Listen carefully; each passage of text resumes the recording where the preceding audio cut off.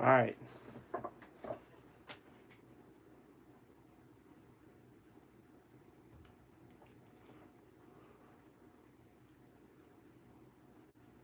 All right, we're good. Where do you want to pick up?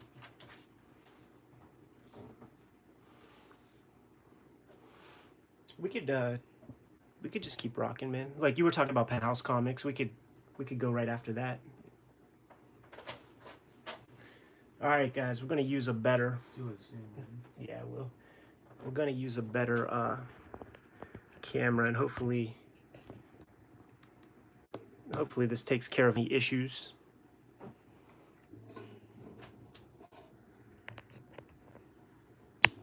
Let's plug this sucker in. All right. And get rocking.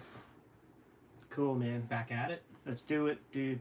So yeah, you were talking about Penthouse comics. Yeah, Penthouse Comics. We'll be hearing more about them over the next several issues, possibly the next couple of years of Wizard. Yeah. I know they're around for a couple of years. What I know about them is it's not hardcore porn comics or anything like that, and they were always known to pay well, have very high production values. A lot of the Gaging studio artists, so like this image is Adam Hughes. I'm thinking of guys like Jason Pearson. Kind of a very clean line style. Mark Texeira is a guy I remember was in some of those issues. Kevin Nolan. So it's pretty high end kind of comics. Maybe a little, probably a little forgettable, but it's kind of magazine glossy, well produced. Yeah, definitely had a lot of good talent. One of the stories that I remember being really important, something to seek out, was the Mobius repurposed Batman story. It was like a Batman, a more body kind of Batman story that he had to change up a little bit to meet the demands for Penthouse as opposed to DC. Hey, buddy, hoax. What do you know about this, Ed? So what this piece is about, it's a press release talking about a false press release. So in August of this year, 1993, there was a press release that went out that said Peter Bagge is leaving Fantagraphics, and he's now going to start up his own publishing line, his own publishing imprint. And not only is he going to start self-publishing, but he's bringing Dan Clowes, he's bringing the Los Bros Hernandez with him. He's bringing all the heavy hitters, we'll say, from Fantagraphics. But what this piece is right here is letting everybody know that was a false statement. That's not the case, man. Somebody sent out a hoax. And we were discussing this article. I immediately sent an email to Eric Reynolds and Gary Groth from Fantagraphics and just asked them, like, guys, like, what the heck is this, man? Who would do such a thing? And they got back real quick. It was Denny Ihorn from Real Stuff, not to be confused with the other Fantagraphics book, Real Life, or the other Fantagraphics book, Neat Stuff. But it was Denny Eichhorn, and it was actually Jay Lynch's wife, maybe at the time, Carol Sobieski. They were disenchanted. They had some issues with Fantagraphics, so they decided to do this move. Now we don't have Denny Eichhorn anymore, and this story is laid out in the Fantagraphics oral history book, We Told You So. Frankly, I've read Eichhorn's comics. I like Real Stuff, and he seemed like kind of like an alpha dog, but this is a bitch move to me. This is punk shit. It's very odd, definitely. Because what does it amount to? Yeah, just making people sweat. Peculiar. Image Axe's Shaman's Tears #3. This was kind of a thing back in the day, if I remember correctly. I was following all the Image books closely, and whenever they canceled a bunch of those lines, the Shaman's Tears was the one that there was an outcry. I don't want to say outrage, but it seemed like that was one people were disappointed to see go because it did seem to be on time, and it was a more, Mike Grell, a little more committed type cartoonist. It was real comic book storytelling. There you go. In the Image Comics landscape. And they bring it back. Like, there's an outcry. I think it publishes somewhere else for a little bit, and then eventually it comes back to Image for a little bit. So we'll hear some more about this one as well. Disney gets boned. This is a fascinating article because we have been sort of tracing Jeff Smith, the rise of Jeff Smith's comic Bone through Wizard. It's really interesting whenever we saw the first couple of mentions, and we think about, like, how does that book catch on to the degree that it does, and we've been speculating that it's Palmer's Picks features it or whatever. It goes into the Disney Digest magazine that is sold in news, sold at like grocery store checkout counters and stuff. Circulation of over 1 million. Bone is going to be colored and appear in this magazine, and I mean, circulation over 1 million. Under a Disney cover. So I think this is a huge breaking point for Bone, obviously. Absolutely. Things happen in stages, and Wizard should be given no short shrift, because there were hundreds of thousands of copies of those things floating around, and that did an initial blast. But you need exponential shit, like, if you're going to keep the thing going, man. And Tom Palmer and a lot of people were really praising the comic. But when you take it to the next, man, by getting Disney's attention, there you go, dude. And I just want to call attention that that Megaton is returning, and this is a series published by Gary Carlson that kind of brought Rob Liefeld into the game a little bit. Eric Larson did a lot of his early work. Savage Dragon first appearance. So those guys are kind of paying it forward a little bit. Gary Carlson helped out Larson early on, and so it's flipping the script a little bit, man. Vanguard is going to be showing up in Savage Dragon comics and stuff. And we were just tracing some other stuff. E-Man is coming back. Dreadstar is coming back. Megaton is coming back.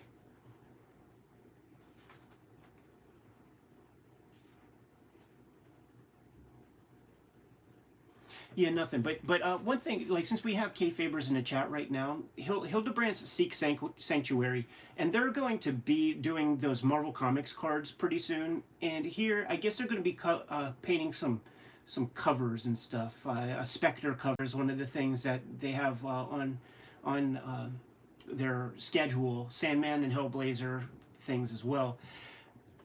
I knew their names because of the Marvel cards. And they're always called, like, look, Megastar Brothers. Who are these guys? Like, was it paperback covers? I look at this and I have to imagine that that's where it came from. Yeah, it feels like sci-fi, fantasy style paintings. But I just simply didn't know those guys at all. So I want to thank Adam Lohr and Antonio Chavaria for the super chats. All right, so here's a pretty big piece of news, and it's buried on like page 4 of their news section. Marvel's Marvels. So this is going to be, in a time when Marvel is really having a bad decade. This is one of their standout books, and of course Alex Ross and Kurt Busiek's unique take on the origins of the Marvel universe through the eyes of kind of a real person, man on the streets, and then of course Alex Ross, superstar artist. This is kind of where he really takes off. Yeah, we seen an ad for it earlier. He did some stuff for Clive Barker. He did like a Terminator comic or something. Burning Earth or something. Those were whatever. But when this guy decided to draw a damn superhero in that style, that changed everything for the dude. And this was not expected.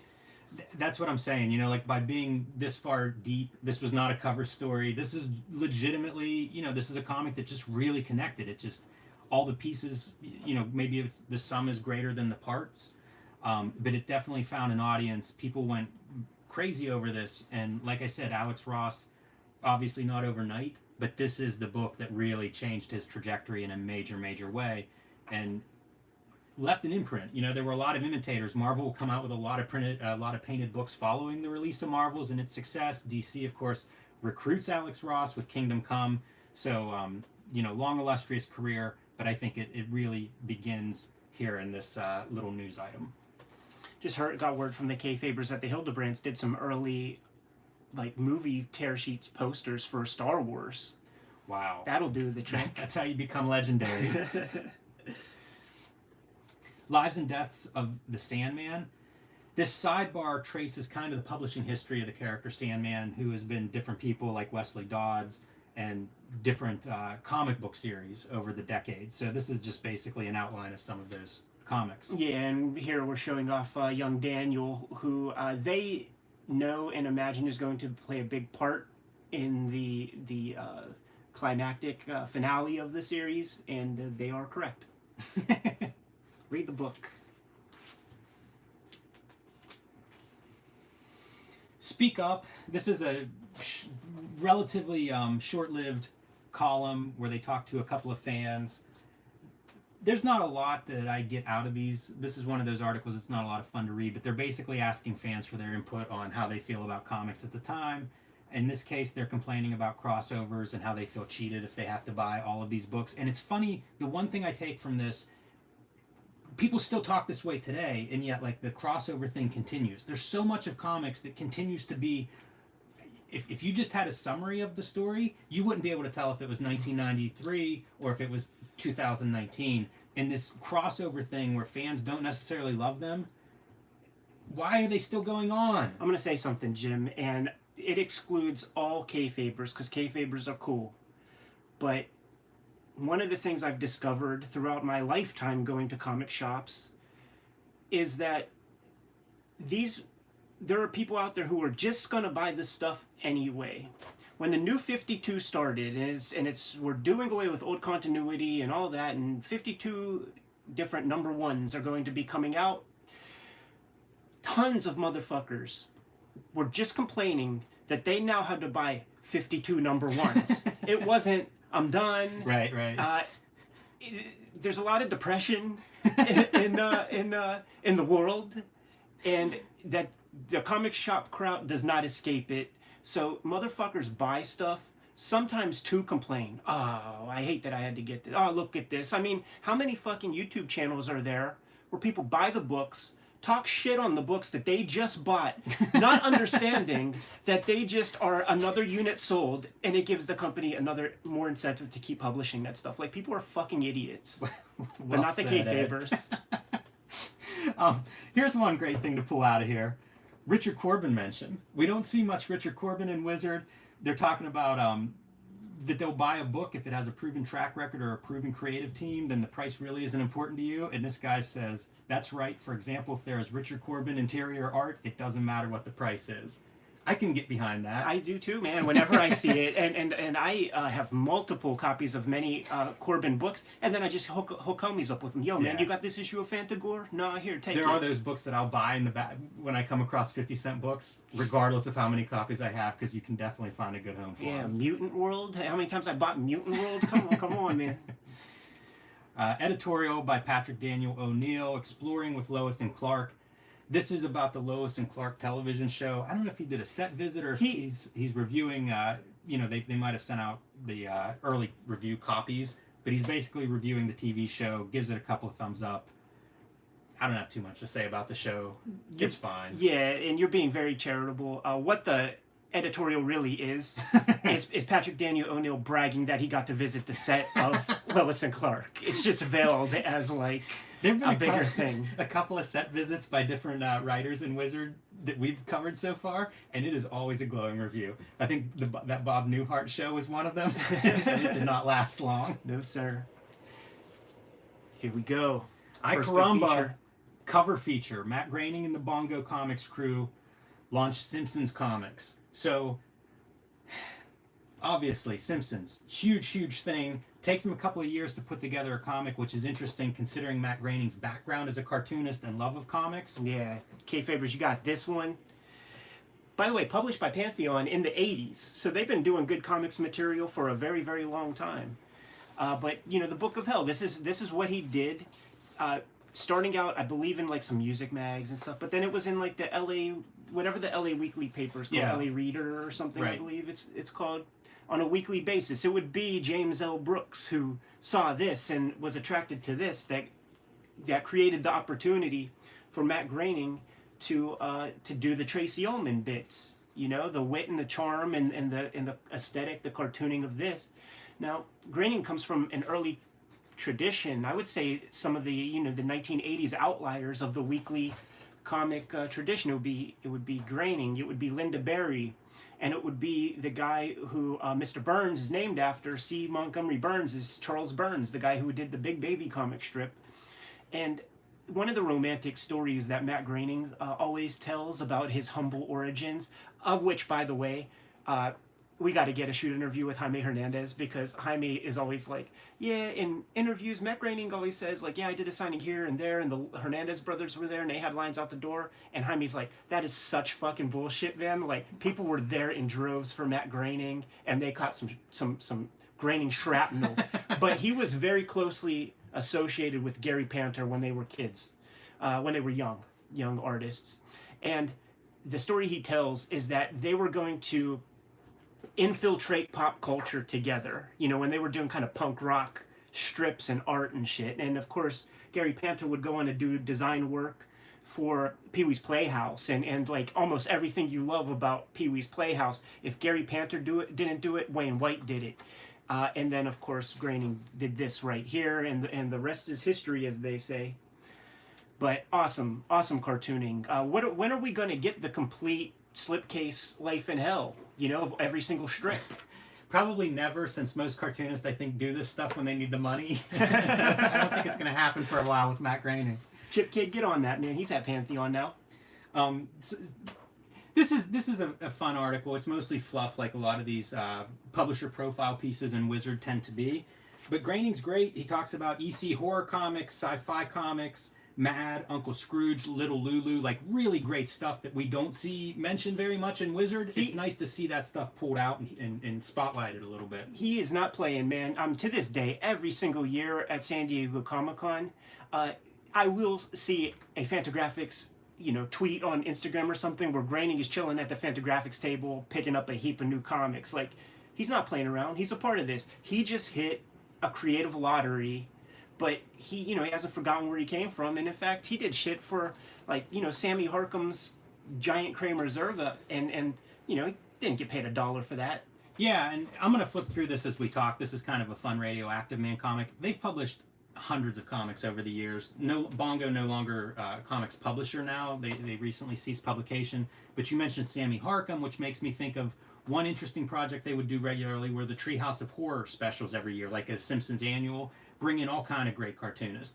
In one case, they had Sammy Harkham guest editor, and you know, brought in a bunch of alternative cartoonists. Previous issue, there was one with Evan Dorkin, and I tabled with Evan at a show in Brooklyn, and he had a stack of those Simpson Treehouse of Horror comics that he did, and he got up to, I don't know, go to the bathroom, go get something to eat or whatever. And while he was away, Matt Groening came by the table. Super nice, you know, he loves comics, super nice guy. And I got him to sign, like, the Simpson comics there. So whenever Dorkin came back, they were all gone except one we saved for him. I feel like that's like Evan Dorkin luck. It really is. It really is. But let's not give.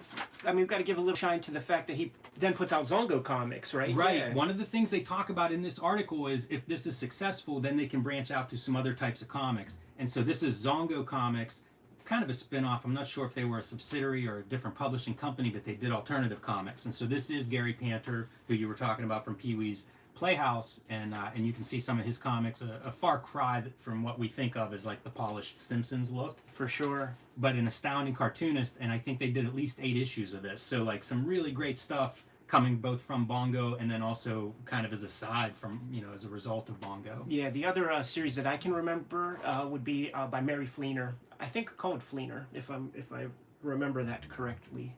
Yeah, so certainly good taste with this guy. Yeah, for sure. And so I guess it's really like Bill Morrison and Steven Vance. Like these are like the main guys who are going to be worried about the comics part of it. And you and I actually just recently came back from Nova Scotia, and the shop owner there, he seemed pretty confident in saying that, well, Bill Morrison was kind of moving on, and that's kind of like why things went away. So I don't know if that's conjecture or hearsay, but that sounds good enough. If you don't have somebody steering the ship, then what are you going to do? Is Matt Groening going to come out of his ivory tower to like run a lowly comics publishing house? I doubt it. Can I show off one of the things? Now, I never fucked with Bongo comics, but I want to put this baby under the microscope while we're here, man. It's the Bart Simpson's Guide to Life. Kayfabers, how many of you motherfuckers had this baby right here, dude? And look at that right there. This book belongs to Richard Head. That's young Eddie P. humor if there ever was some. But this is, we just showed off Life in Hell. This is like a Simpsons version of Life in Hell. It's just as clever. It's in a lot of ways designed the same as like a weekly strip from Life in Hell. You know, some of the checkbox stuff. Here are the people that, you know, you will see on the playground. It's just kind of like, you know, the kids' version, but it does not slight on the intellect. It doesn't slight on the creative approach. And if I'm 10, 11 years old, I was about 10 when I picked this up. Yeah. And I was very conscious of being talked down to by adults, usually in comics. I was a big comics reader, and I felt like the people who wrote comics were treating me like a big freaking idiot. So this thing right here might be one of the first kind of creative, like like comic book related things that I ever bought, where I felt like they're not talking down to me. Yeah, it's people forget all ages doesn't mean stupid. Right. And the stuff that transcends recognizes that. And I'm talking about like the great picture books that become perennials, where you read it as a little kid and then you grow up and become a damn parent yourself, and then you scoop that one up for your kid. You know, Maurice Sendak, like, that motherfucker does not diss the people he's writing stuff to, man. But there are certain things that you could just like crack, like the page, the spine is like nearly cracked. Look at this right here, man. The Bart Simpson room. That's so awesome, dude. With a little bit of homage to Big Daddy Roth, I would say Ratfink. Yeah, that's a great image. And then, of course, the Bart Simpson room is far cooler than the Lisa, but... Nice ceiling. Last note I have from this article is Groening tells a story about, you know, like he's still working on Life in Hell at this point, and he tells the story about how it's basically he has a lot of stuff he has to do that people count on him to do. And Life in Hell, he does like last minute, like the day before, you know, the night before it's due, midnight or whatever, he's working on it. And he says the good part about that is if he gets it done ahead of time, then you end up redoing it and picking it apart and thinking about how to make it better. By having to deliver it last minute like that, it's kind of like you get one shot at it and it's done. I've had illustration jobs like that. I can kind of respect that, and I know exactly what he means. Like, cartoonists are perfectionists, and I don't mean that as a compliment. You know, we can't help ourselves but keep working on it. So it's kind of interesting to hear a guy at his level basically say the same thing. And I think he was doing Life in Hell into the 2000s. There's something out in the wild that says that maybe there's somebody else doing the drawing part of it, and it definitely does. It definitely does get very tight. But I bet at least the idea, and that's what his cartooning is more to me. It's more about ideas than the actual prettiness of the drawing. Next, John Byrne speaks about his past works, future of Next Men, and role in the formation of the Legend imprint. So, first thing I'll say is, at the time of this was John Byrne's Next Men was one of my favorite comics. You know, like when it was coming out, when this issue would have been published initially, I was a huge fan of that comic. Pretty interesting. It's kind of X-Men, but a little bit, it's almost like Harbinger. You know how Harbinger is to X-Men? John Byrne's Next Men is like that to X-Men. You know, it's treated a little bit differently than X-Men. Might be a little bit easier to get into because it's new characters. So I was a fan of that. I enjoyed it quite a bit. And this is him kind of talking about what he's up to, what he's working on. My takeaway, though, he's very, he feuds with Image at this time period. And I can remember I was reading Eric Larson's Savage Dragon that had a big letters page, and John Byrne's Next Men had a big letters page, and they would snipe back and forth at each other. So I have a couple of quotes. Image is clearly set out to become Marvel Comics, which sounds preposterous, but he explains a little bit. Image seemed to be based entirely upon events, gimmicks, and superstars, and not telling stories. And finally, my impression is he just wants to do old-fashioned comic books. Right, and most of the complainers, that's you discover that's where the headspace that they're coming from.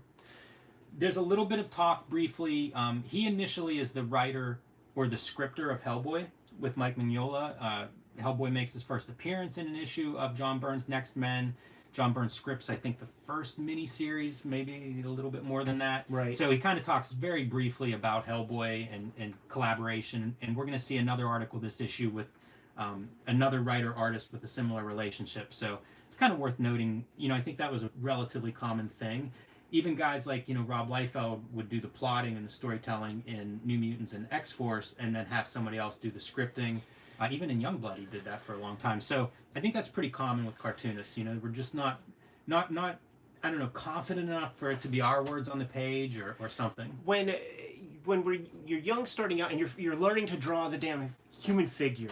You're spending all your time learning to draw, and I don't know about you, Jimmy, but my grammar is the way it is because I was drawing in language class and in English class, and we're going to see several examples in this very issue. The Mignola thing, certainly, yeah. John Byrne did the script on that, but we're going to be getting into Max later this issue. Same deal, and it was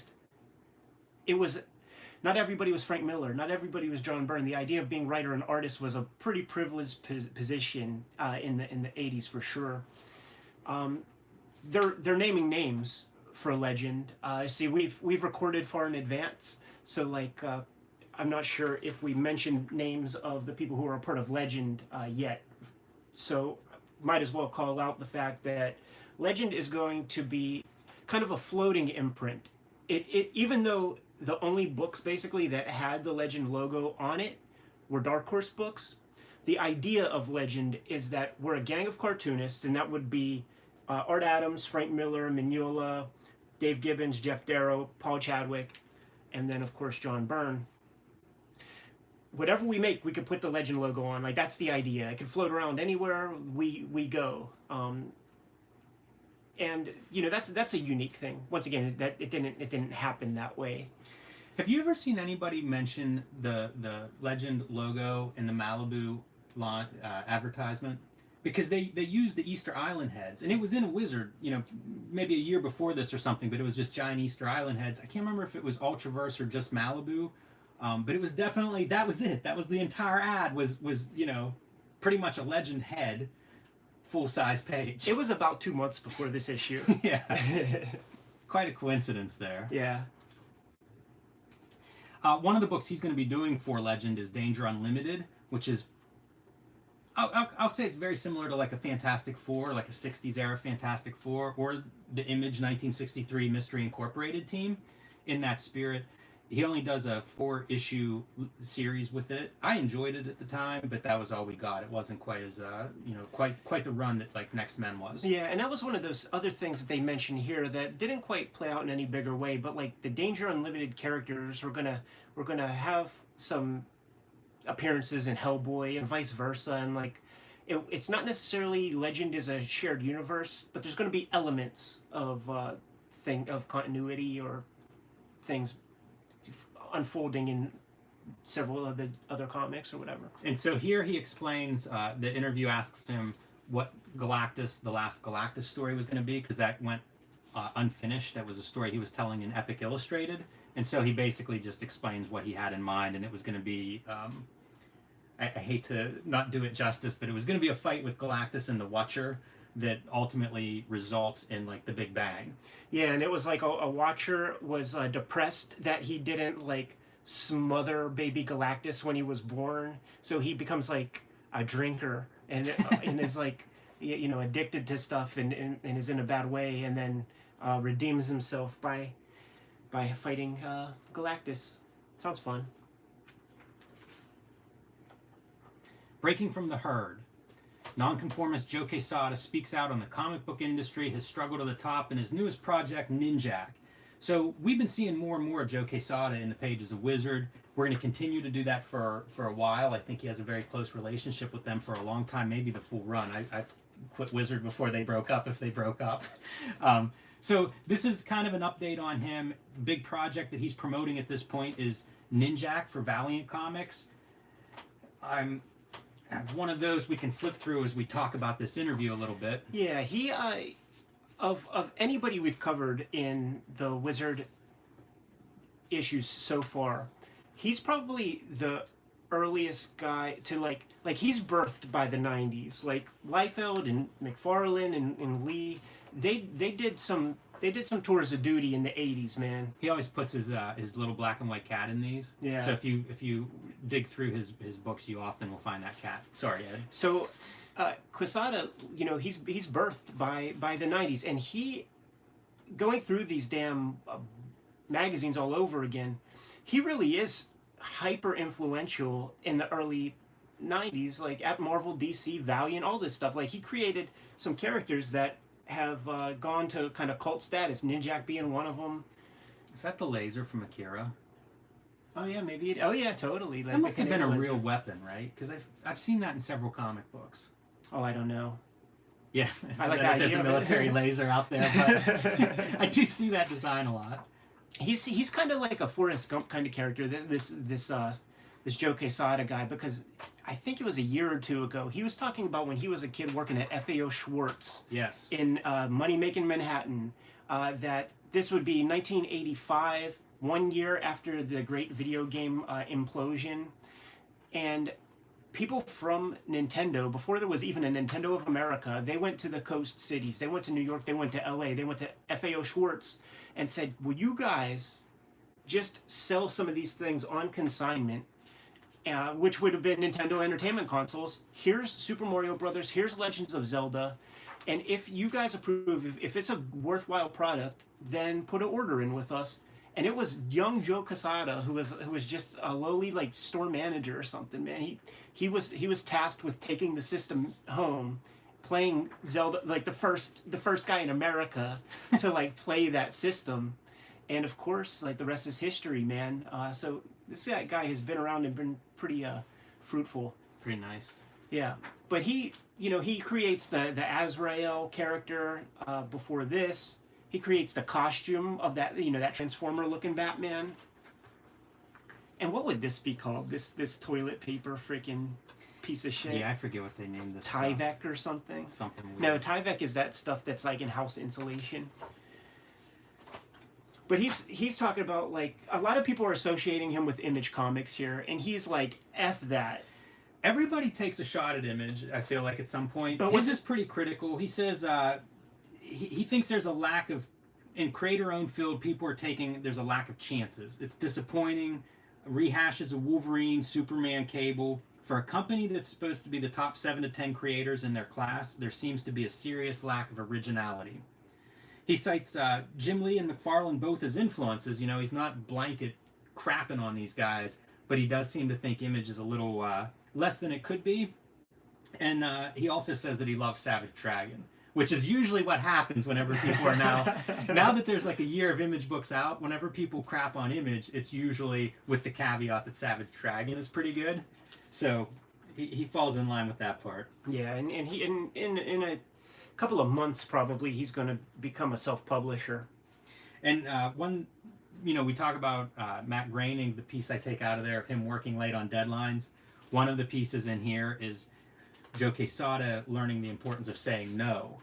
So we're going to see, he does these books and they're very short runs, like an X Factor. Ninjak, I think he only ends up doing 2 or 3 issues. He plans on doing 6, but only ends up doing 2 or 3. And we'll see that split come up. But part of that, I think, is deadlines. I think he's just taken on so much. When I was flipping through that Ninjak, there were covers of Bloodshot that he was doing, So he's kind of doing a lot of work, and maybe he's fast, but not quite that fast. Yeah, he's in demand. He has put his hands on, he's a little bit of a golden goose around this time. The things that he puts his hands on become pretty successful. So, of course, everybody wants them. I see, with everybody I know who's kind of a freelancer and successful, I feel like they all get to a point where, like, they're getting enough work. For so long, you just take whatever job comes your way. Sure, You're panicked trying to pay the rent. And you get to a point where it's like, oh, now I have all this stuff. Like at some point you hit a tipping point of like, oh, I can do this. I have enough clients. I have too many. So it feels like everyone I know goes through that, and it's fun whenever I see a pro let me know that, oh yeah, they go through it too. So I love it. Like I mean, my whole plan personally was like, I'm trying to design my career. Yes. And have like congruity to all the shit that I do, so that it's like this makes sense that Ed Piskor would do that, and I learned it from these guys. Yeah. I feel like he figured it out. Mm-hmm. He did all right. Yeah, I think so, huh? Ooh, the drawing board. What do we got here? This is interesting. It's on like a gray piece of Canson paper. Yeah, some white media drawing highlights on there. Yeah, the buffest solar man of the atom you'll ever see. Very smooth in some parts. You know what I thought this was, man? Epsilon Wave, or like what? Or like one of the, like there was a character called the Finn or something from that company. I like that Bloodshot quite a bit. I have no idea. Do you know who that is? I don't. It's It must be the. no. It's called a Black Opal. Gotcha. But I don't know what that is. I like this Sabretooth quite a bit. That looks kind of effective. Yeah, sure. And what is it? Is this cherry? Yeah, it's cherry Pop Tart. Somebody was digging deep, man. There usually are a couple of obscure entries in these things. That's weird. It is weird. Face. Okay, I'm not going to say what I was going to. Never mind. No, go ahead. No, I can't now.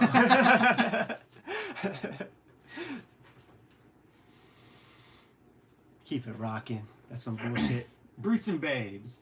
Bart Sears' column on how to make comics, and these are very inconsistent. True. This is a good one, breaking down the page. So he goes through a plot and pretty much his process for what he's doing, you know, like breaking that plot into potential panels and then breaking his page roughs, thumbnails, layouts, whatever you want to call these things, into different possible page layouts to accommodate the panels that he's pulled out. I feel like you and I are knee deep in this right at this very moment with the comics that we're making, man. We are, and we've done some stuff on page layouts. So, you know, Kayfabers, we'll post a link below this video eventually. But there is a layout video that shows our process and some examples of what we've done. But this kind of stuff was very instructive to me, and it still kind of makes sense to me. You know, looking back on it now, I think it still holds up. It kind of shows his process of doing these different variations and then picking bits and pieces from different layouts and putting those together for his final page. This plot right here, Man-Bat versus the new Batman, in my very first issue of Wizard 36, we're going to see the results of this, and it was crucial for me because I'm seeing amateurish work that's really, really, really good, and I'm like, oh, I thought it was the shit. I'm nothing, man. I better, like, start putting pencil to paper far longer and far more hardcore than I am right now. This is some of the best stuff that comes out of this column for me. Is here are some plots, and then like you say, Ed, we're going to see the results of those plots, because I was nowhere near ready for this stuff, but it was great to see other people's and see the notes on those. But again, it's funny to me that this is like one column, and then like, I don't know, 2 issues from now we'll be drawing triangles. Or heads. Or arms. Yeah. A super muscular arm for 6 pages. What can you do? It's one of those things where it's like you got yourself into that hole where it's like you got to do something every freaking month. Also, this is probably, you could gauge his deadlines and where he's at in his schedule with what these articles future look ones, like. yeah, no doubt. And there is a lot of pros here. Ooh, Gen 13, man, with a Jim Lee piece. Noteworthy because this is J. Scott Campbell, I think one of the first appearances of his name. He's been Jeffrey Scott. He's been different things in the advertising as this comes through, and eventually he lands on J. Scott Campbell. So I think this is one of the early appearances of his actual working name. This is when the VHSs started showing up in the Kmart. By the way, Godzilla vs. Barkley, I look for in every dollar box I ever go to. Kayfabers, is that thing for real? Did it really come out? Does it exist? I remember That's a the good commercials. question. I haven't actually seen one in person. Chronicling the Maxx. Sam Keith, William Messner Loebs discussed the collaborative efforts needed to bring the Maxx to quote-unquote life. Maxx is a great comic. It's a comic, and when I say that, I mean it's like more than just a comic. It's not a typical superhero comic. It's a gateway comic for a lot of people. It is. I've met a lot of cartoonists that come from what look like very different influences, and the Maxx was one of them. Pretty strong female readership in the 90s when there was very little for a girl to kind of like latch on to. I like the people who I know who read the Maxx were actually girls from school. Now this would have been in middle school whenever the MTV cartoon was happening. I was gonna say that doesn't hurt anything. Not at all. And it was a pretty literal translation of a section of the comics. The first, like, say, 8 issues or something.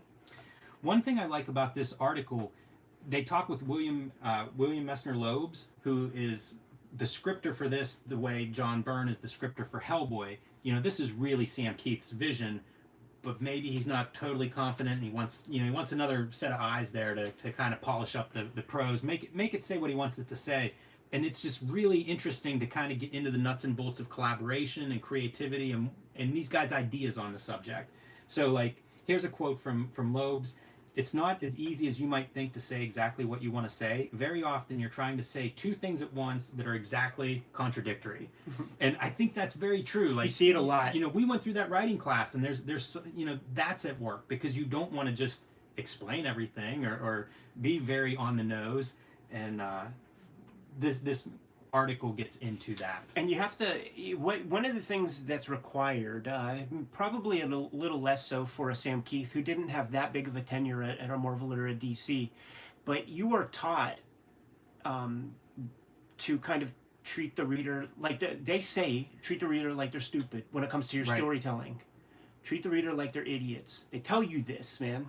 And you see that a lot with the storytelling. And then the scripter will come in and beat you over the head even harder with what you are seeing, and it's like you could be more subtle. And the fact that Sam Kieth is the spearhead of this is his comic, so every single line and every single word on the page is all him.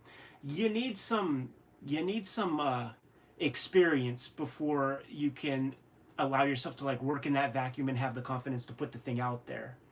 Might take 10 years. Yeah, and I think that's especially true with a book like The Maxx that is personal and is weird and not like any other comic. If you're really going out on a limb, man.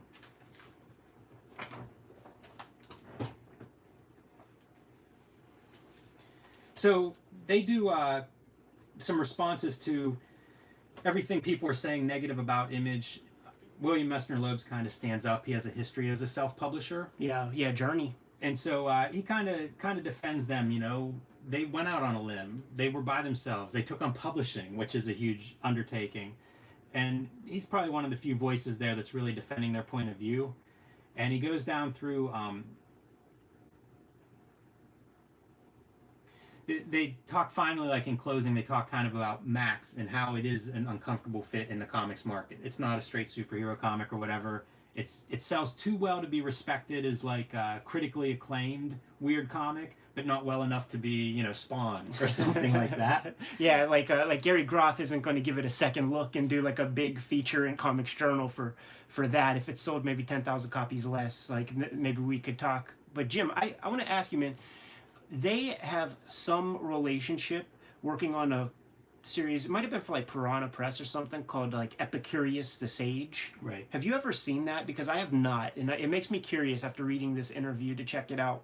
I've never read it. I've seen it in, you know, probably comic book conventions or somewhere, but it's not a book I've ever picked up and read.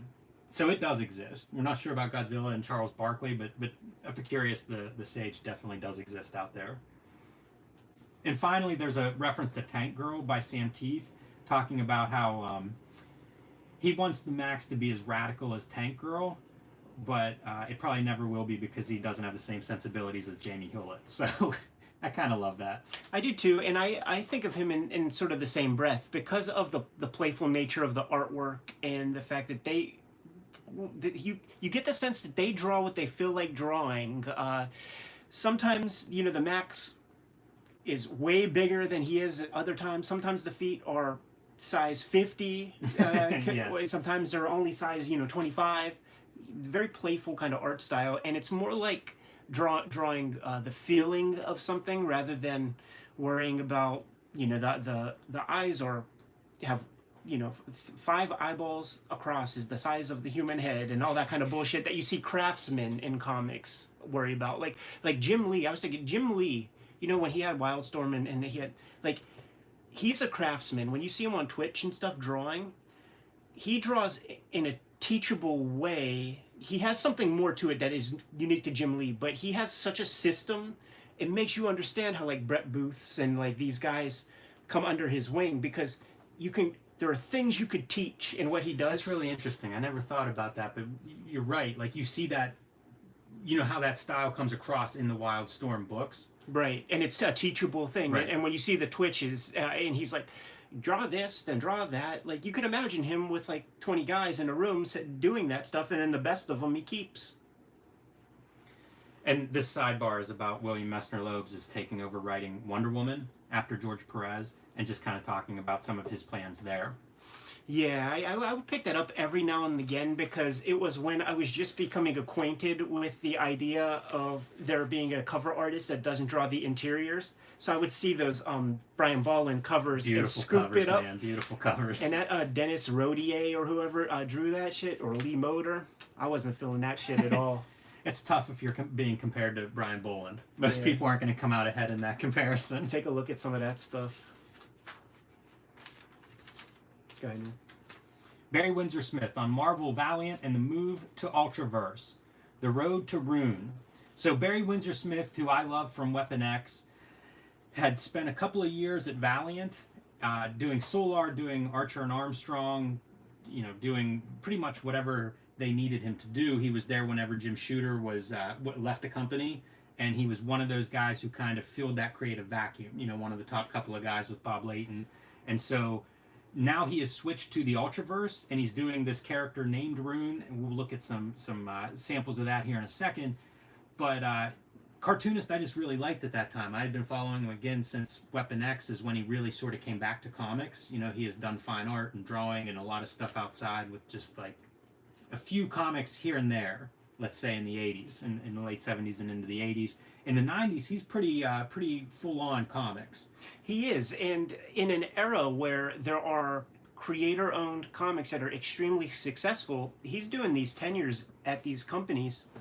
And everybody's looking for him. Doing work for hire. So they ask him about that, and he talks about how it doesn't have to be a binary process. It doesn't have to be yes or no. I will do work for hire or I won't.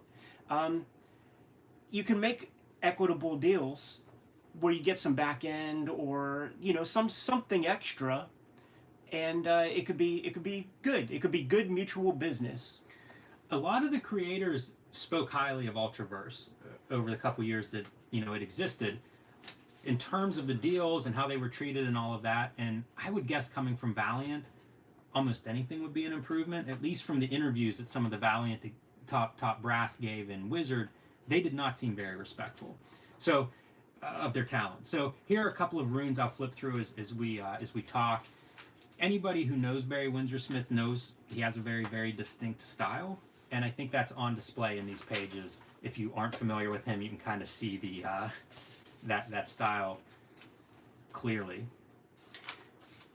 Yeah, so this is a Malibu book, but he does come from Valiant, and he stuck around after Shooter, like you said.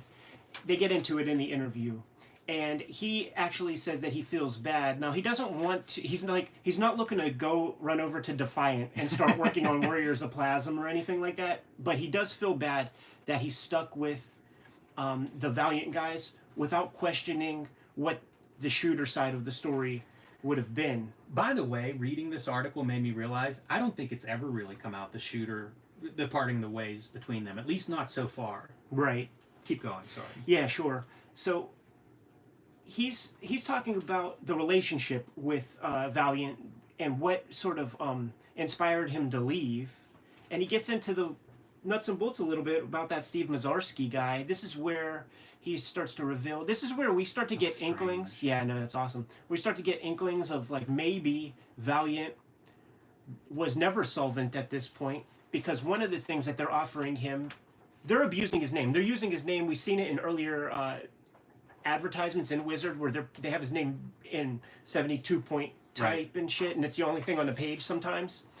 But to go along with that, they promised Barry Windsor-Smith stock options, and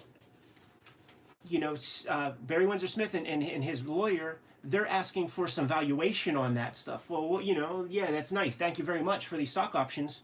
What is the company worth? They won't give him a clear answer. And he has representation. We're going to hear from his lawyer in a future episode of Kayfabe from the letters pages.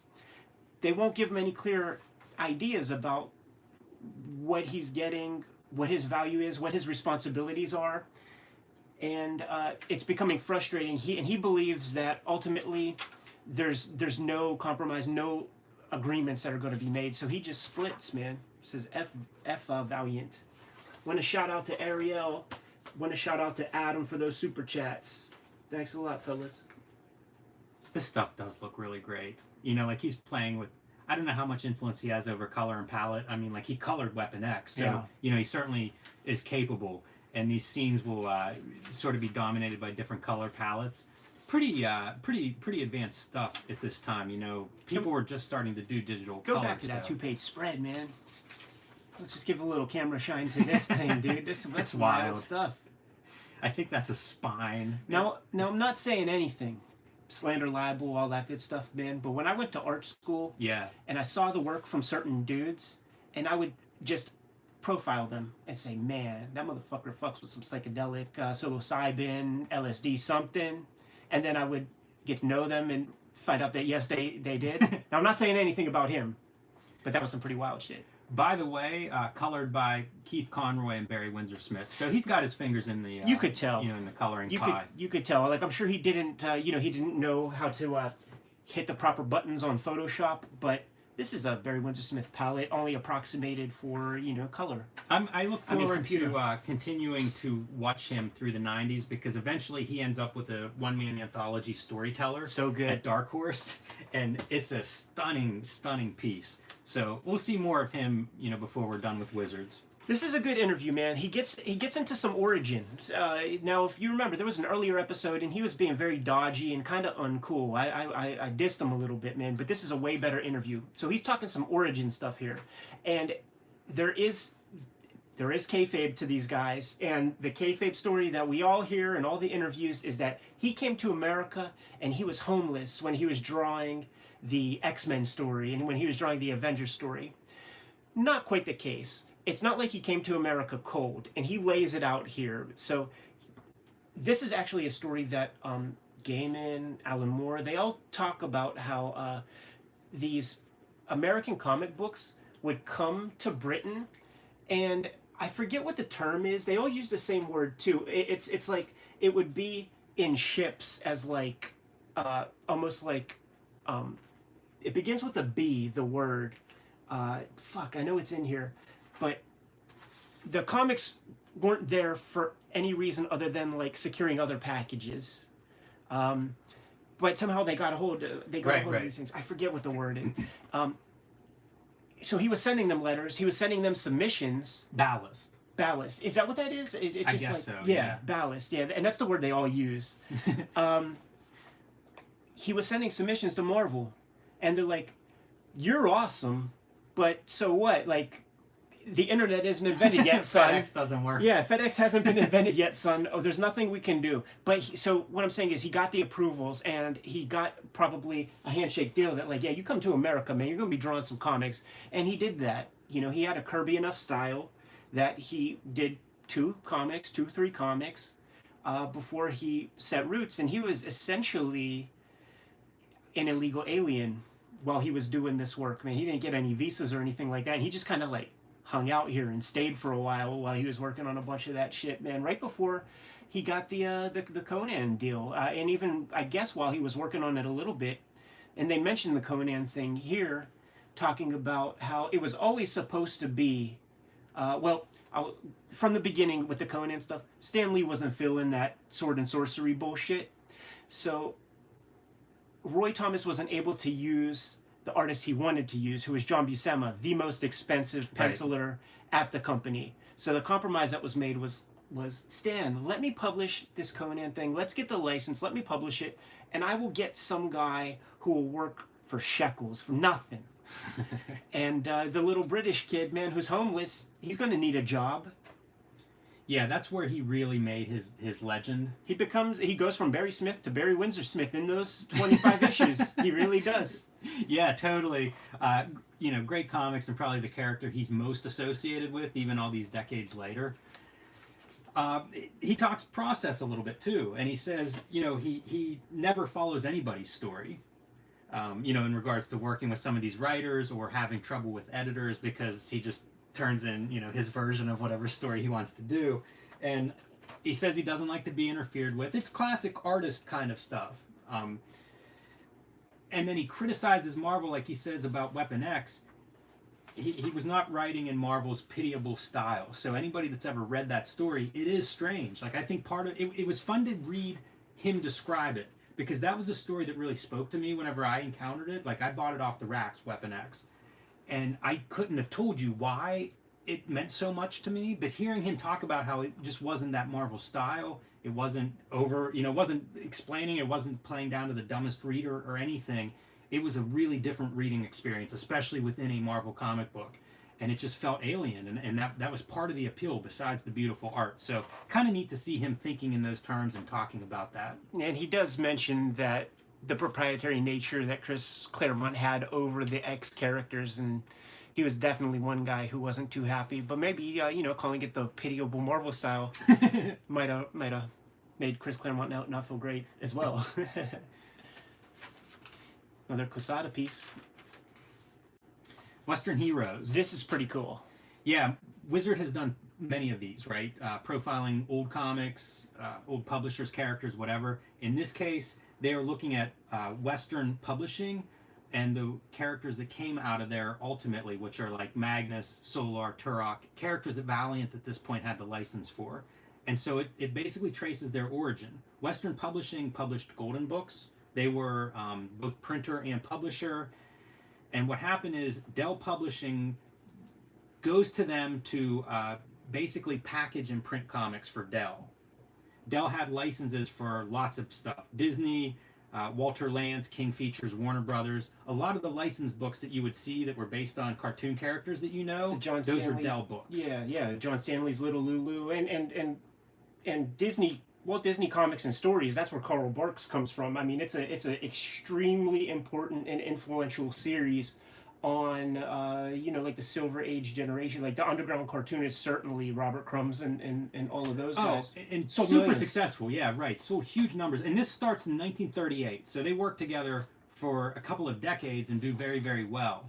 And then when things start to go wrong, in the 60s, costs are going up, and they increased their price tag to 15 cents an issue at a time when everybody's selling comics for a dime. Right. They're the first people that make that transition. And that's a pretty big jump.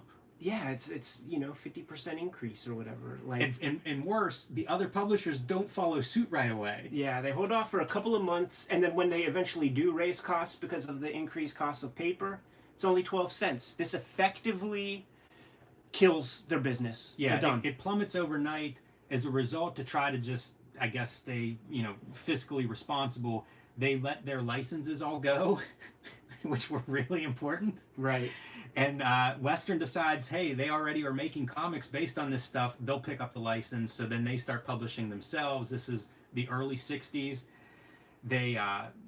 Comics are starting to, like a resurgence with Marvel and superheroes, which is when these characters get invented. They start to invent their own superheroes in addition to the licensed stuff. Yeah, Magnus, Turok, Dr. Solar. In the 70s, things start to take another dip in the comics market. And one thing they develop in-house is Whitman, which is a separate distributor. It's basically distributing, instead of to the newsstand, to places like department stores. Yeah, and it's probably some vestige or instituted because of their success with the Golden Books. They had distribution the entire time, and what I like most about this article is that it explains one of the most curious comics I had growing up in my possession was this issue of World's Finest that had a Whitman logo instead of a DC logo. So it's a Superman comic, but it has this Whitman logo. But then it talks about Shazam on the cover. And then when I open it up on the inside, he's called Captain Marvel.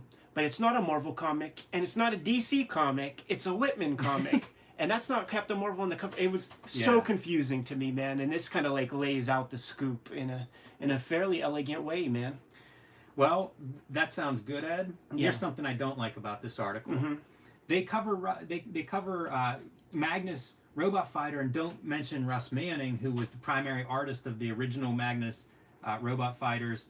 Beautiful comics that are still kind of recognized today for their elegant drawing, and he's not even mentioned. So yeah, Wizard is very good for that. When they did the Silver Surfer piece, man, it's like they never mentioned Jack Kirby. It was probably 10 issues of this fucking magazine before they said the name Jack Kirby. They also don't do a good job showing off some of the covers. because if you ever look at old Solar covers, they are gorgeous, man. They are like sci-fi masterpieces. So anybody watching this that hasn't seen those, that's worth a Google search. In earlier Wizard magazines, I think issue number 7, we got the first real piece with Jim Shooter talking about Valiant and all that. He was talking about in those early 80s, like whenever they quit publishing Turok and all that, which, by the way, the Turoks and all of those comics they had, they were in reprints for years before they dipped out. So they may have stopped publishing in 81, but they quit using new material for however long before that. Jim Shooter was trying to buy that stuff for Marvel. He was going to bring in Turok and those characters. Shit, man, Dr. Solar, like Kirby, was a little bit inspired by this, I bet you. When he came up with Cyclops, but the guy held steady and kept the characters under lock and key or whatever. But in those conversations, he became friends with the guy who ran Western, and the dude from Western. Whenever Shooter left, they had a handshake deal. If you start something up, I'll let you use my characters. And the plan was, if you remember in that piece, the plan was to also use the Golden Books distribution to get books into department stores. And at that time, Valiant would have had the WWF books, and they would have had the Nintendo books, which are the places where I grabbed those books when I was a kid.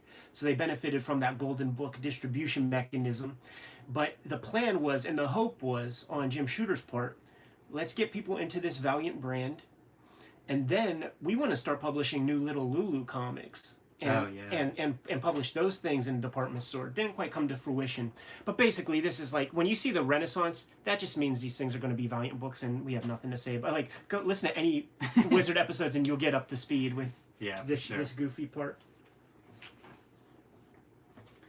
Oh. Of Tyrants and Tyrant, Steve Bissette on creator ownership, the predators of the industry, and the birth of his very own Tyrant. Steve Bissette, huge influence. One of the first class, I believe, at Joe Kubert's school. He was, yep. He was the one of the major artists for Alan Moore's Swamp Thing run, along with John Toddleben. I can't say enough about what an influence he was, and a lot of it is because of this book, Tyrant, which we're going to flip through a little bit here. He was a fan of monsters. You know, they talk about the influence of, like, drive-in movie, B-movie type monsters and stuff, and it shows in his work. It's what made his run on Swamp Thing incredible, and it's what made Tyrant so great. And it certainly, I think most boys grow up, at least it's, when you're a little kid, just freaking loving everything monsters. Totally, man. And such great stuff was out then, man. Famous Monsters of Filmland. The Universal stuff was kind of like in perpetuity in certain theaters in your town. But let's, before we show off Tyrant, it is worth noting that Tyrant's going to be his second kind of tenure as a self-publisher, because Taboo was first. Yes. The horror anthology series, and he published some amazing stuff in there. Mobius comics, From Hell serialization. Neil Gaiman was in there. Dave Sim was in there. It's really a remarkable anthology, and especially in terms of horror. You know, like, comics have a pretty good horror history with things like EC Comics. Taboo is right up there. If you're putting together some of the best horror comics, Taboo is up there. Agreed. Got in a lot of trouble. You know, pushed the envelope, would get in trouble with printers that wouldn't print it, was, held back at, I think, customs and shipping. Like, there were a lot of issues that came up with Taboo because it was so kind of boundary pushing. And, of course, that created problems for him as a publisher from a financial standpoint, certainly. So he talks about a little bit of that in this article.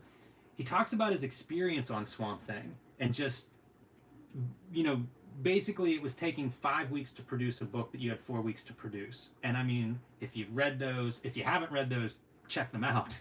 But if you've read those, you see the level of artistry on display there. Like, I always think when people talk about how great Alan Moore's Swamp Things are, they do a disservice to the artist on those books, because they are just, it's some of the great art in comics history. And it seems like that was an understood quantity when these books were being constructed, because there would be these standalone issues that would be like the Sean McManus Bog issue or the Ron Randall issue that would just give these guys a little bit more time to put pencil to paper to make the thing sing. I mean, you can't draw all that little noodling stuff in an economic, fast way whatsoever. It's impossible. Yeah, and he describes the tool that takes. Gets into creator ownership. Part of the tool that it takes on him has to do with drawing characters he doesn't own.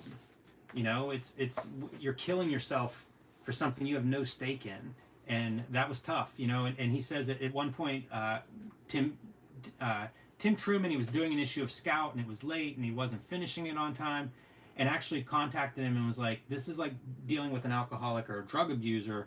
Are you okay?" And he wasn't okay. He really had to kind of recover from those couple of years of doing a monthly book and the toll that took, and really giving yourself to it. So he's gotten into other kind of writing. He's written a lot of film criticism. Wrote a great book on Brat Pack, the Rick Veitch sidekick comic. So he stayed creatively active, and at this point, self-publishing has become viable. Yes, it has, man. There's a lot more, like, due to speculation and all of that stuff. You can self-publish, and every shop is going to buy one copy. So now is the time, and this article is about him gearing up for this self-published book called Tyrant. Let's take a look at Tyrant. Let's show some of this stuff off, man. It's a dinosaur comic, man. It's going to be somewhat, I don't know how nonfiction, if that's the exact word, but a heavily researched comic, and the idea is this is going to be the life of a T-Rex from birth until death, however many issues that is, and it was planned to be a long run. He talks about manga's influence on him and manga storytelling. He says he's been studying and preparing for this his whole life, and it shows. Yeah, he was going to work on this thing for decades, he said. Like, Cerebus is the template to all of these guys, and, it's going to be the birth, life, and death of a Tyrannosaurus Rex, and it might go 300 issues, just like Cerebus. And he takes his good old time, because Tyrant, the focal point of this comic, he's not even born until issue 3. So true. Now, look how Kayfabers, gorgeous the textures of stuff are, the compositions. Listen, hold on. Because the Kayfabers that might not know this or whatever, like, when I first discovered Tyrant, I was stoked. So I have to let everybody down gently before we get into it. Only 4 issues came out. So don't get your hopes up too high that you didn't see it yet, or you're going to go out and buy them all. Only 4 issues came out, but okay, let's continue. See, like, this is the egg that warehouses Tyrant. And look closely at the position of the T-Rex that's giving birth to this egg, because he gets into, it's not just the comic book. Once he gets into the back matter, he's talking about how the research behind this, he's citing different books, and one of the problems was there was new science that had just come out about the position of a T-Rex during birth, so this was like the original sketch versus the way it ended up being shown. Had to redraw a lot of the pages whenever, I guess, a new paper or a new book had been published in the middle of producing this. So he discusses all of that. He's citing things from pop culture, dinosaur sightings, movies that have some kind of dinosaur creature in there, so it's kind of fun stuff, so to rich. The more researched pieces. It's amazing. It was planned to be, it was supposed to be, I think, bi-monthly. And imagine, like, okay, the comics part of this might be 20 pages. I mean, we can figure out, like, what the heck it is, man. It might, the standard comic is 22 pages. So it's about, it's 21 pages. 22, flip it. I think there's one more page. Nope, guess not. But it's not like you do this in one day. No, look at that drawing. Yeah, like, you don't do all this in one day. So, I mean, this guy was, like, really hitting home runs. But it becomes unsustainable if what you are trying to go, like, I don't know the expectations he had for this, but if the numbers come back and it's just not viable for the amount of time you spent, what can you do? I think it was viable, and then things go wrong. Sure, with the distributors and everything, like stuff outside of his control. See, we're seeing the gestation and the creation from zygote to inside the egg. It's remarkable. I took this to my art teacher in high school, who dismissed comics almost outright, every comic I ever showed her, until I showed her this one. And then it was like, yeah, that's I can't complain about that one. I just love all the textures. He would do things like atmospheric perspective, with these shapes just drifting off into the white of the page in the background, and then beautiful textures and black and whites. Really cool lettering. That freaking turtle. The flow of the storytelling is, I mean, he's firing on all cylinders here, man. This is his masterpiece kind of work, and that's what he describes in this article. It's very much ahead of its time too. Like in a modern day graphic novel era, every library would have this. Yeah, museums. Like he would sell tons of these things. Now and then there's talk about him returning to it, so fingers crossed. Hopefully that comes to pass. But this is a great article. Talks a little bit about the creator ownership stuff, which he connects to like the Turtles. You know, like a lot of the self-publishers and the indie guys. It seemed like they knew each other. Scott McCloud, Alan Moore, Chester Brown. So a lot of these names come up. Names that you don't see in most of the Wizards, most of the Wizard pages. So I always like whenever there's an article like that. And like I said, this is one of those formative books for me. So it's great to see this. And that wasn't even a Palmer's Picks. Now, when I discovered Tyrant, it was from a Palmer's Picks. It's going to be in later issues. But the subject of this issue is Colleen Doran's A Distant Soil, of which I have a couple copies of various companies' versions of A Distant Soil. And Colleen Doran is one of those like wonderkins. Is that yeah? What She was very young when she yeah, broke in. Drew old. Great from the beginning. Was getting work. Yeah, I think at age 15. This becomes a controversial Palmer's Picks because they talk about her split from the Warp, which was Richard and Wendy Peeney's ElfQuest company. Yep. Originally published Distant Soil. They split after I don't know how many issues, and it's kind of a little bit of a messy split. A little bit of he said, she said. It's going to come up in the letters column. Richard Peeney is going to write a rebuttal to this column. And then she's going to write a rebuttal, and so it goes, man. But this thing has had a couple of tenures at various publishers, and one of the newest things, like, see, all the material in this was collected in a couple volumes series from Image Comics in like the 2000s, I guess. But yeah, 2001 is when this thing came out, and you could find this pretty easy. And she's had a consistent career. Intro by Neil Gaiman. She's a cartoonist who has spent a lot of her career doing kind of like one for them, one for me. Mm-hmm. So self-publishing and doing A Distant Soil, but also doing high-profile stuff like issue of Sandman. Yeah, Sandman, stuff like that. Shade the Changing Man, Hellraiser comics. She'll do all kinds of stuff. I think some of the issue with Warp Graphics that she's talking about here is copyright issues. Seeing weird stuff that the Warp Graphics is copywriting it, and Richard Peeney is saying that it's a Warp like the stuff that just made her uncomfortable. This is clearly a passion project. It's her baby. She didn't like seeing that stuff on the indicia, and there was misunderstandings. Yeah, and I don't know that it drags on. No, like some of these disputes do. Yeah, I mean, that guy would look like such a douchebag if he was gonna like hold on to that comic and then bring in Barry Blair to draw it next month or whatever. It wouldn't work at all. We should also say, like, we've seen some other publishers have this kind of split with an artist creator type. It seems like the early days of like publisher and creator owned, maybe there weren't boilerplate contracts that everybody was happy with, because we'll see a few of those items float through Wizard and at this era as people split from publishing partnerships and struggle over trademarks and copyrights a little bit. Beautiful work, and it's been going on for quite some time now. Yeah. See some of the Warp graphic issues. Right, but the original series was magazine sized and came out in the early 80s, like say 83 to 86 or something. I wonder what the print runs were, because I see those. Yeah. And magazines are notoriously hard to find 80s back issues of stuff, so great page layouts. Man, nice work.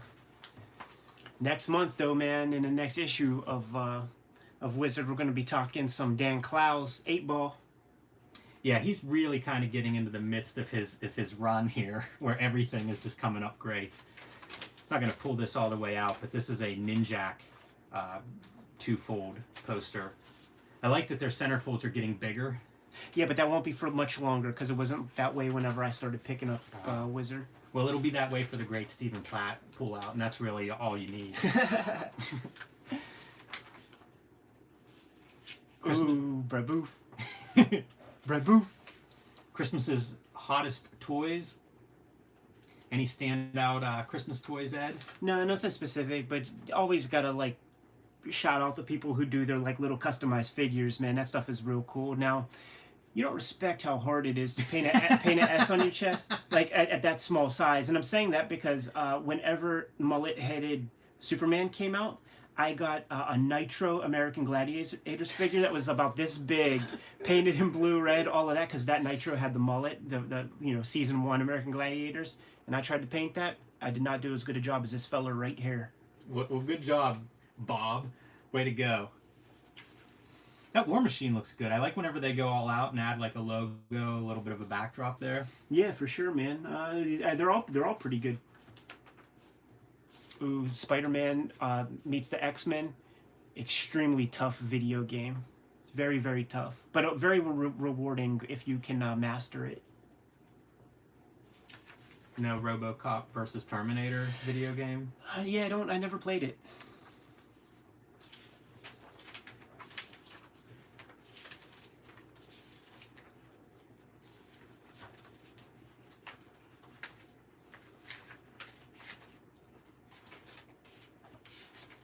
Before that, like, there should be Comic Watch, but yeah.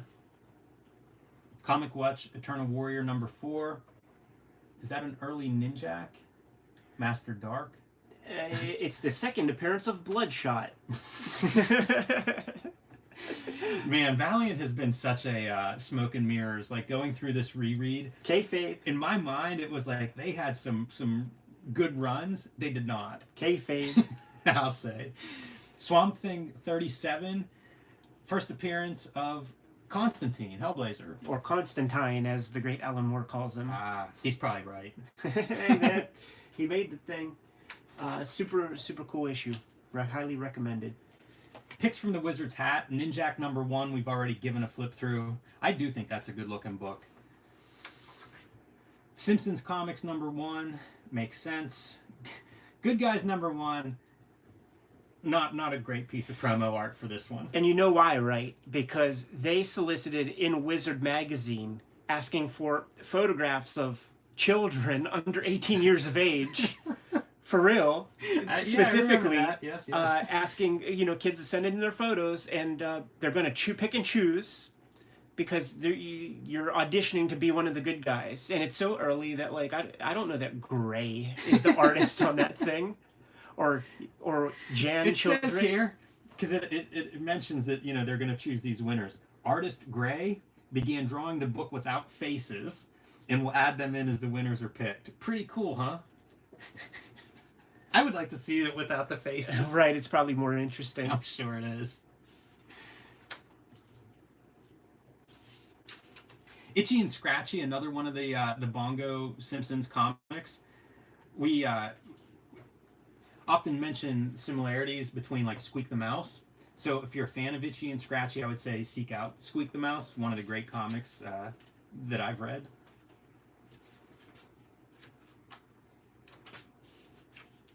Marvel's #1, we flipped through in the beginning of the issue.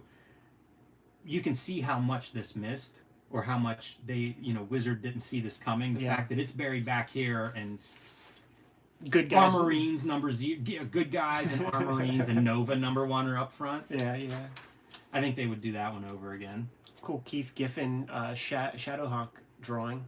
Another missed opportunity is the first Sin City comic book, A Dame to Kill For. The original Sin City story ran in Dark Horse Presents and then in a collection. So this is like the first comic book you could buy that was just Sin City, and that's not called out in front.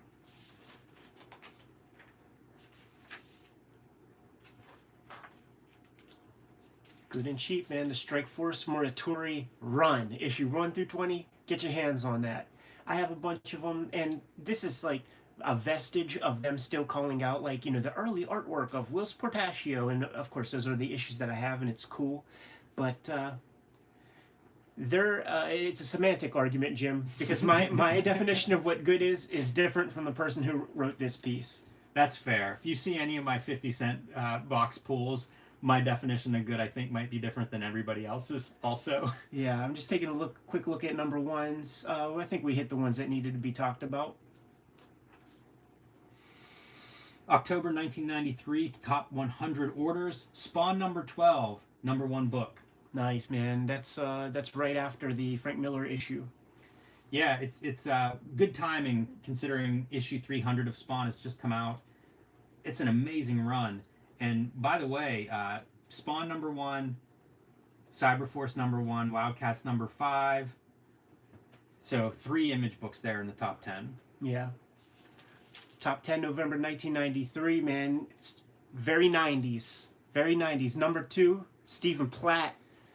Moon Knight #55. I don't have Moon Knight 55. Yeah, I'm we were ashamed sleeping. to admit. We were sleeping. But I thought I would bring along some Stephen Platt Moon Knight because everybody wants to see Stephen Platt Moon Knight. And right? this is the one you This could get.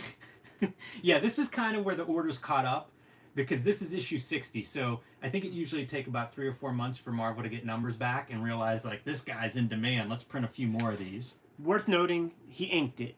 And I think he only inked some of the Moon Knight stuff, and he inked like 1 issue of Prophet, and that's the Stephen Platt that you want. When he gets a finisher, it actually loses all magic, really. But like just looking at that and imagining like what was that original art look like. My wrist This is hurts the way just this looking is at it. supposed to be. Yeah. It's almost unreadable in any orientation. I mean, this is a 3-legged man. You know, that's a Dolomite joke. You know, the 3-legged man. These things are wild. And what that top 10 is calling out is like basically they're comparing him to Todd McFarlane. Yeah. Like he's really kind of the first superstar artist to show up at Marvel Comics, you know, since the Image guys all left. No backgrounds. Well, hey man, he drew some on this page. What do you want, Ed? And like he's a kid, man, so he's just like, I'll draw the like I'll put some time into this, but I'm gonna have to sacrifice drawing some backgrounds on some other pages. That is a lot of muscles. I love that like warp effect. Yeah. Distortion, whatever that is. Yeah, That's it's really really good, nice. man. Jim Lee's Very real good fun. at that. So, Some splatter effect. and some double lighting. Yeah, man, he's gonna perfect that on about 1,000 or so bullet casings on Per future page. issues of Prophet. So Stephen Platt has arrived. That's a moment I remember from back in the day. When that guy showed up, it was like instant overnight superstar. Ren and Stimpy in the top 10. Written by Dan Slott, which was kind of surprising to me because I just know his name nowadays and didn't realize that he had such a long career. Yeah, they list him as the artist, but I do believe that's the writer Yeah, because that's the bullshit. artist is Mike Kazala. Yeah, Captain Jack. I always bust on Gary at Fanta for like publishing Captain Jack. He's like, hey man, that was good stuff. And it actually was, but I'm just, you know, fucking with him, keeping him on his toes a little bit. Yeah, for sure. This is whatever recent back issues are hot. Daredevil is having a bit of a resurgence. Miller is writing a Daredevil miniseries, and in the regular Daredevil book, Scott McDaniel's kind of a semi-hot artist, and they're bringing Elektra back, so there's some interest there. At Image, it's Spawn and Pitt are leading the way. Pitt was such a weird book because the Hulk was not a great selling book. It was okay, but it was a middle of the pack book. It wasn't X-Men. And when he goes to Image and does Pitt, it's like phenomenally popular. Super late, you know, I think he does 3 issues in the first year of its publication, but people love it from the beginning. It's just so cool looking, and Yeah. and it got a really good signal boost by appearing in that issue of Youngblood, which was, you know, selling in hundreds of thousands of copies. So it was a Boba Fett kind of thing because it's like you got a quick glimpse of this character, and it was cool enough in that little backup, man, that everybody was stoked to see what the heck was gonna come from that comic. They call out some early Jeff Smith Bone issues, some Ultraverse stuff like Prime. The Crow is mentioned by Caliber Press. So the original Crow run, Warriors of Plasm. So it's nothing too exceptional. Top 10 writers, artists. I think everybody you would expect. A lot of the Image guys, including Del Keown and Sam Keith, Frank Miller. Jim, we have to go to New Mutants because I have something I have to report to the Kayfabers out there who thought that they were going to put themselves through college by hoarding their New Mutants 87s in 1993, 1994. The blue is never good. Oh boy. The blue is never good, and we went from about $72 to what were we at? $60. $60, man. We lost. Has the first appearance of Cable peaked? I don't think I sold mine at the right time. And New Mutants 98, first appearance of Deadpool, $15. Also, the first appearance of Domino and Gideon. I feel like for a long time, it wasn't obvious that Deadpool was the #1 guy in that group. Definitely not. Definitely not.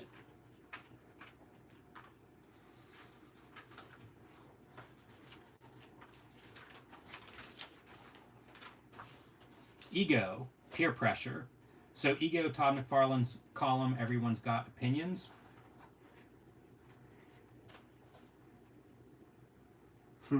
This is the one where he's like, there are 3 kinds of people, like, you know, basically entrepreneurs, customers, and the people who just need to get out of our fucking way. So it's that perplexing thing where they went out on a kind of a limb, you know, very successful. I'm sure Marvel would have taken them back if everything failed, but we'll say they went out on a limb and they did gangbusters. And it's other people in the industry who are salty at them for whatever reason, you know what I'm saying? And so he's just like, get out of our way. And it's basically veiled, it's directed to guys like Peter David and John Byrne, like other industry professionals who are just opening their jibs, but are kind of jobbers at heart and have company loyalty. And it's like, yeah, you know what? Let's fast forward a couple years to see how that company loyalty works for you, man. In our lifetime, I feel like the Chris Claremont thing is the cautionary tale that the Jack Kirby thing was to the generation before. It's like we read about how Marvel kind of held their breath when Kirby left Fantastic Four after, you know, Ditko left Spider-Man, and the train just kept rolling. Same thing with the X-Men, you know, and it wasn't John Buscema who, you know, continued X-Men. It was the freaking Mulkey brothers, man. Yeah, for sure. The funniest part of this column for me is, you know, basically he doesn't understand why those guys, Peter David, John Byrne, care so much. He says that, you know, what he does doesn't affect them. And then he cites, I don't see Peter Bagg or Chester Brown, 2 creators who do alternative comics, saying anything about Image. It really makes me want to sit down with Todd and hold up an issue of Yummy Fur and an issue of Hate and say, Todd, you have a 50-50 chance, man. Who drew what? Yeah, it's funny to see those names in his column.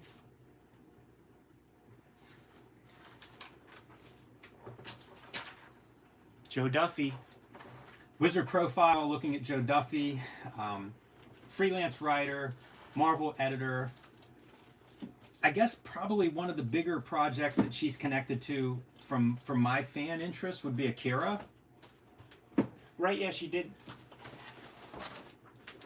Yeah, she did the English translation. The way that I actually discovered her name, to be on, if I was being honest, was she's being promoted in Extreme Studios books because she was going to be writing Glory.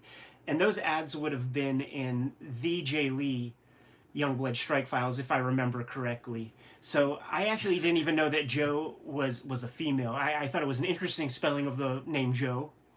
But in such a hyper-masculine set of comics, couldn't imagine that, even if it was, you know, the Rob Liefeld Wonder Woman character, that he would even hire a woman. It was like the one woman that like worked on an Extreme Studios book or something. And I don't even know that anything came out.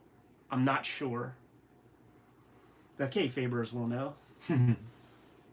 So I'm usually disappointed in these wizard profiles. I don't think there's usually much information. So she does work with Colleen Doran, who we talked about in Palmer's Picks, doing some backup stuff with Distant Soil, or having Colleen Doran do some illustrations and stories that Joe Duffy writes that appear in the back of Nestrobber, which is a Joe Duffy book. There's a regular comic in the front and then a prose story in the back, and that's what Colleen Doran is doing some illustrations for. Yeah, and Joe Duffy is gonna she's gonna be writing that Catwoman series that Jim Ballant is drawing, right. And that becomes a huge success. I think that's where many people might recognize her name. Well, Ed, that brings us to the back of Wizard 28. Which means that next week, everybody, we're not doing a live one next week. We're going back to the old Coke formula.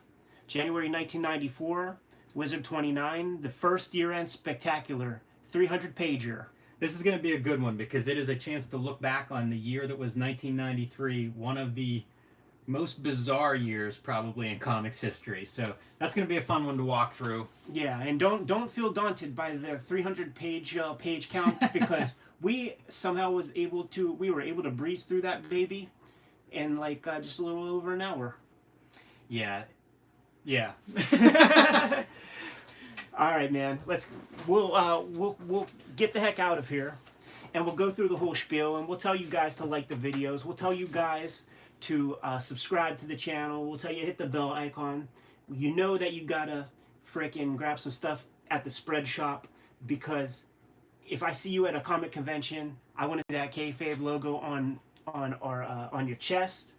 We'll tell you to read more comics, and we'll say that this episode is over, but we'll hang out for like 5 minutes in a live stream, man, and just say what's up to the Kayfabers who were cool enough to hang out for a little while, man. Does that sound reasonable, Jimmy? Sounds good to me. Yeah. So that's about how it's done, people. And then usually what happens is we break down the video, and even in odds, either Jim will edit a video, or I will. See, we're watching the stream right here. Jim will edit a video, or I will. And we take all that crap that we just filibustered and turn it down to like an hour and a half piece. So hopefully the audio wasn't that low. I'm kind of paranoid. I want to hear what we sound like. Oh, man. We take all that crap that we... A little hollow. Yeah. We'll live with it. Yeah, that's not too bad. Yeah. Could be worse. I was worried whenever you play audio at this stage, because if it doesn't sound good, then do we mic it up and start over? No. Yeah, I know. Like, I just saw a person or two in the chat while we were talking, but most people said it was fine.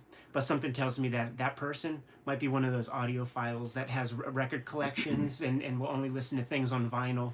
I think my hearing's not what it used to be. What'd you say? That's what my dad always does to me, dude. Of course. But I often hear people talk about their audio quality on a podcast, especially if something's wrong if they're recording on the road. And usually it's nothing to me, so I don't know. I may not be the best judge of audio.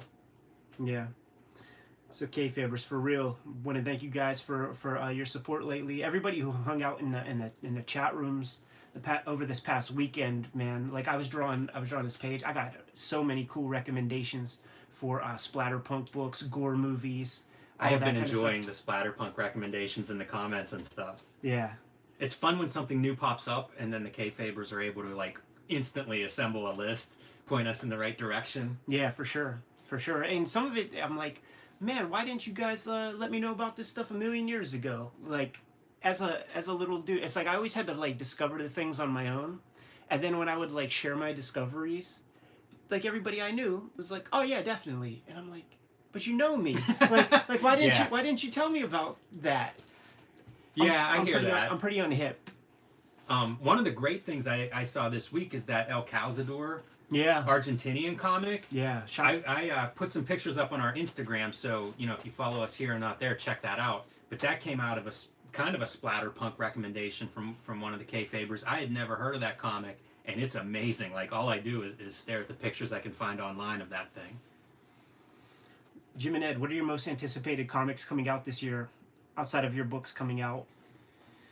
I'll tell you what I'm looking forward to right now is, and I called a comic shop looking for it this week. Mm-hmm. Free Shit, the Charles Burns collection from Fantagraphics. We'll get it this weekend. Yeah, it's just come out. I think it shipped late on some East Coast stores or something like that. But that one's coming out. I love Charles Burns, so I'm pretty psyched for that. Not a traditional comic per se, but definitely one that's on my radar. I'm going for Rusty Brown. Yeah, that'll be exciting. I loved reading the pieces of that I've read so far. I think far surpass Jimmy Corrigan. So I am really psyched. Yeah. Like, it feels like that's a cartoonist who had leveled up, then it's a subject matter that is like perfect for comics. Which is Chris Ware. For those who don't know, cartoonist Chris Ware. He's been working on this Rusty Brown graphic novel. Honestly, maybe since the 90s. I seen video footage from the early 2000s, and he's showing off like dummies of like what he calls Rusty Brown, and it's pretty substantial, like phone book amount of pages, man. So I think he's working on this thing for a really, really, really long time. Adam, thanks for that super chat, homie. Dan Miner, thanks for the super chat as well.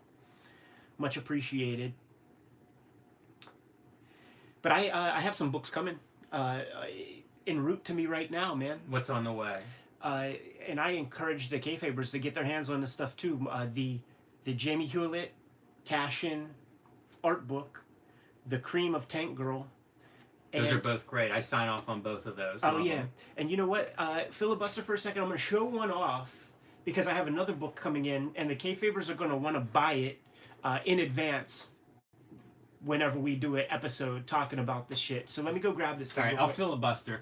Here's a comic I recently purchased. Man, I had a really good run, everybody, in a 50-cent box, so I plan to show those off pretty soon.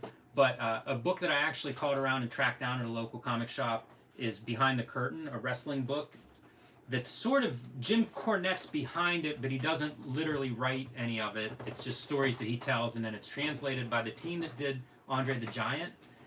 The comics are kind of good, but the stories are great. And then there's extra stuff, like there's like 8 or 10 pages of wrestling terminology that Jim Cornette does write, as far as I know. And it's really fun reading like all the various terminologies filtered through his voice. You know, so like he's talking shit and stuff and the definitions. It's very, very fun. So this manga Masters of the Art book is something that you guys are going to run out and get. We talk about Man Ben a lot. Man Ben comes up in conversation. Man Ben comes up on every live stream I do. And this is like the pros Man Ben. It's a bunch of interviews with different mangaka, showing off their process, showing off their studios a little bit, getting into the weeds with how they make their comics. You learn a lot of stuff. Now, here's the thing. You could find this book for $4 on eBay. That's not 40. That's not 14. I got it for $4. Like, this is Jim's copy. I borrowed it because I was thinking about these guys, and I wanted to give this a revisit. And we're probably going to do a show and tell on this after we both reread it. So I'm going to have you take this back home because mine should be here maybe tomorrow.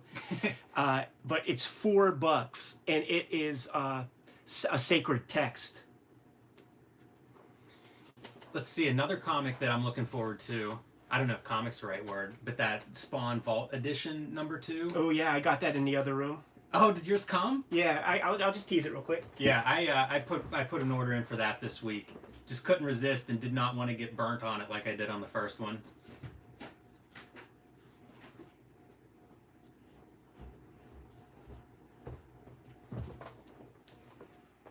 Look at that baby right there.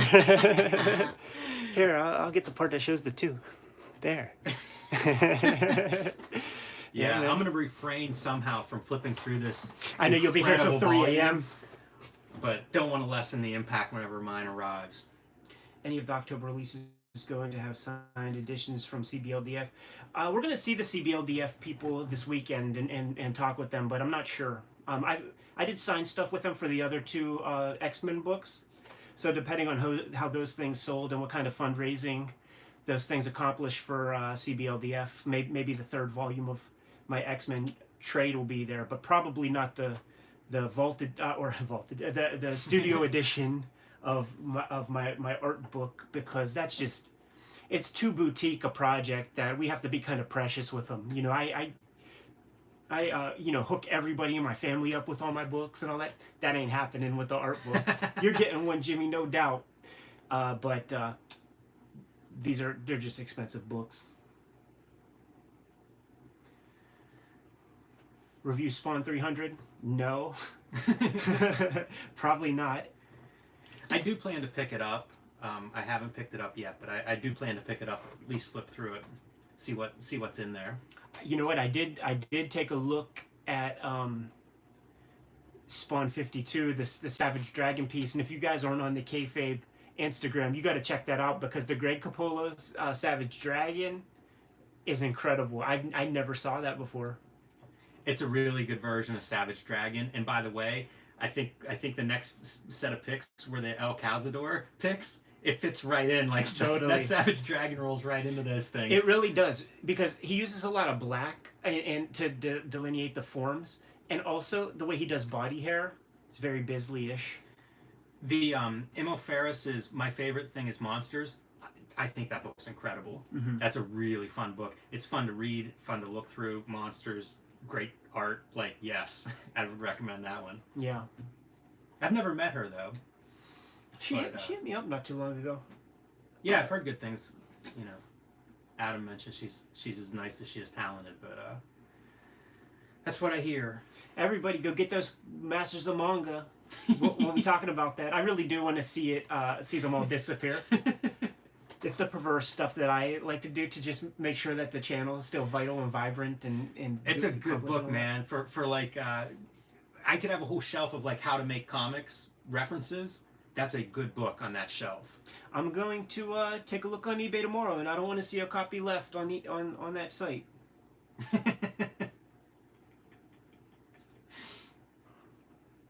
I bought it like 15 minutes ago. Sorry, too high, the dude says. Shit, Jimmy.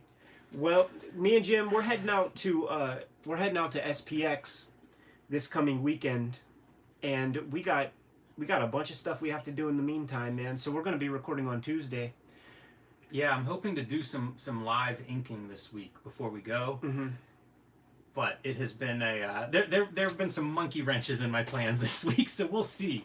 You know, make sure that you are subscribed for that reason. Whenever we do those live streams, sometimes they're kind of spur of the moment and just pop up. You know, that's what that bell icon is for, to notify you for that kind of thing. So hopefully we'll get a little bit more of that in before we go.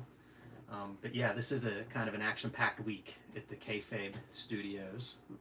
Edward Nigma. Something tells me that's not your name, but let us know what the name of your book is at SPX before we get out of here, man. You have like 30 seconds.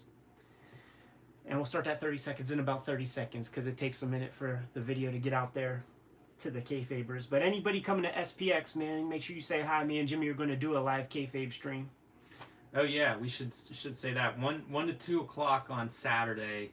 I think it's in the White Oak Room. So if you're at SPX on Saturday, please come check that out. I believe it'll be standing room only. It's usually the case. Edward Nigma's book is called Spaceman number 183. Awesome. Listen, guys, be good. Thanks for coming to hang out in the stream. Wanted to experiment, try to do a little Kayfabe live stream, Wizard episode, see what the heck happened. I think it was pretty successful, man, but it's late on a Sunday and we got to go check football scores. All right. Take care, guys. Read more comics.